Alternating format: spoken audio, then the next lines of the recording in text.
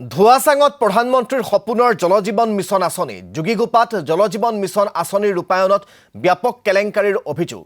আলগা পঞ্চায়তৰ প্ৰাক্তন সভাপতি তথা ঠিকাদাৰ আব্দুল বাটেনৰ বিৰুদ্ধে এই দুৰ্নীতিৰ অভিযোগ চৰৰ মাজত জলজীৱন মিছনৰ ৭টাকৈ কোটি টকীয়া প্ৰকল্প নিৰ্মাণৰ অভিযোগ বাটেনৰ বিৰুদ্ধে কাগজে কলমে অঞ্চলটোত ১৫০টা পৰিয়াল আছে বুলি উল্লেখ কৰিলেও বাস্তৱত নাই ৩০টাও পৰিয়াল অতি নিম্নমানৰ সামগ্ৰীৰে নিৰ্মাণ কৰিছে প্ৰকল্পটো আব্দুল বাটেন নামৰ এই দুৰ্নীতিগ্ৰস্ত ঠিকাদাৰৰ বিৰুদ্ধে ক্ষোভিত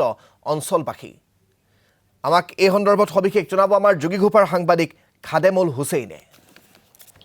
হয় নিশ্চিতভাৱে আপুনি ইতিমধ্যে উল্লেখ কৰিছে যে জলজীৱন আঁচনি এতিয়া একাংশ ঠিকাদাৰ আৰু পঞ্চায়ত প্ৰতিনিধিৰ বাবে ক্ষীৰতী গাইলৈ পৰিণত হৈছে আৰু মই এই মুহূৰ্তত উপস্থিত আছোঁ বঙাইগাঁও জিলাৰ যোগীঘোপাৰ ভূতকুৰাৰ এক অঞ্চলত যিটো অঞ্চলত চাৰিওপিনে বাৰিষা দিনত পানীৰে ভৰপূৰ হৈ থাকে অৰ্থাৎ বানপানী হয় আৰু সেই অঞ্চলত প্ৰায় ৭টাকৈ প্ৰকল্প নিৰ্মাণ কৰা হৈছে আৰু পোনে পোনে মই সতীৰ্থ সহযোগীৰ দ্বাৰা ইয়াৰ যিখন ফলকখন দেখুৱাবৰ বাবে অনুৰোধ জনাইছোঁ যিখন ফলকত উল্লেখ আছে যে ভূতকুৰা পানী যোগান আঁচনিৰ জনস্বাস্থ্যকাৰী কাৰিকৰী বিভাগৰ অন্তৰ্গত বঙাইগাঁও সম্মণ্ডলৰ যে ৯৬.৬০ লাখ টকা এটা প্ৰকল্প যিটো প্ৰকল্পত ইতিমধ্যে ৬০%তকৈ অধিক টন মোকলাই দিয়া হৈছে আৰু লগতে ক'ব লাগিব আব্দুল বাটেন নামৰ এগৰাকী এই পূৰ্বৰ পঞ্চায়ত সভাপতি আৰু বৰ্তমানৰ বিশেষকৈ ক'ব লাগিব ঠিকাদাৰ এই ঠিকাদাৰগৰাকীয়ে এই প্ৰকল্প যে তাৰ নিজৰ সমষ্টিতে নিজৰ পঞ্চায়তত ৭টাকৈ প্ৰকল্প গঢ়িছে আৰু ৭টাকৈ প্ৰকল্প অৰ্ধনিৰ্মিত হৈ এতিয়া কাম চলি আছে যি সময়ত কিন্তু কঠোৰ নিৰ্দেশনা আছিল যে ২০২৪ বৰ্ষতে প্ৰতিটো ঘৰে ঘৰে বিশুদ্ধ খোৱা পানী পাব লাগিব কিন্তু এই মুহূৰ্ততো কিন্তু এই অঞ্চলৰ লোকে পানী পোৱা নাই বিশুদ্ধ খোৱা পানী পোৱা নাই আৰু বিশেষকৈ এই অঞ্চলত প্ৰায় ৩০ৰ পৰা ৪০ ঘৰ লোক ইয়াত আছে বাস্তৱ প্ৰেক্ষাপটত য'ত ফলকত উল্লেখ আছে ১৫০গৰাকী লোকৰ কথা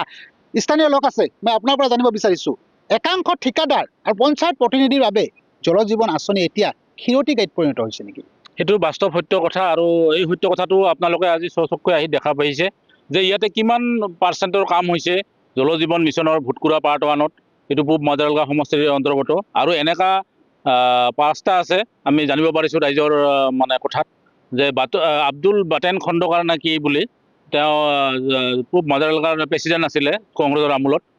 তেওঁ গোটেইখিনি ঠিকা লাভ কৰিছে আৰু এই তেওঁ ঠিকা লাভ কৰি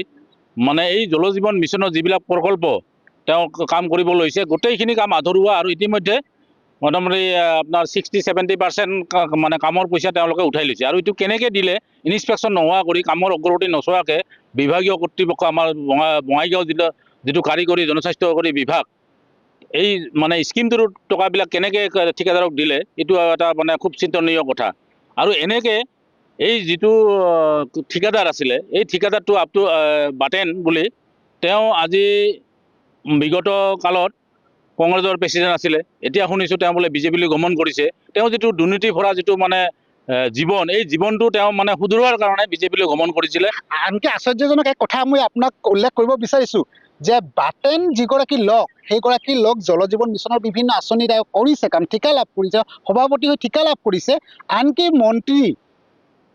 জয়ন্ত মল্লৰ লগত ফটো উঠি ফেচবুকত শ্বেয়াৰ কৰি দম্ভালি মাৰি ফুৰিছে কি ক'ব মন্ত্ৰীগৰাকীৰ যিটো স্বৰূপ সেই স্বৰূপটোত ক'ৰবাত দাগ লগাব বিচাৰিছে নেকি আব্দুল বাটেন নামৰ ঠিকাদাৰগৰাকী না এইবিলাক মানে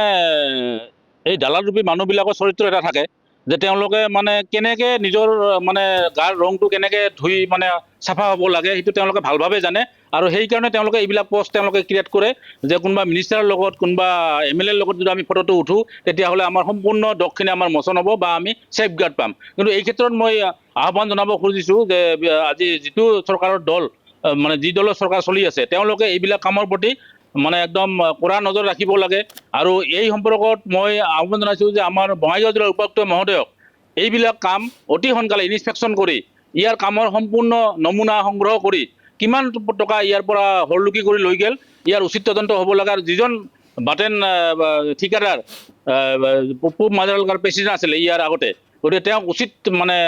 তদন্তৰ আওতালৈ আনিব লাগে আৰু অতি সোনকালে এই কামবিলাক কৰিব লাগে যাতে ৰাইজৰ সুবিধা হয় আৰু ৰাইজে যাতে এইবিলাকৰ পৰা পৰিত্ৰাণ পায় এনেকুৱা দালালৰূপী ব্যক্তিসকলৰ পৰা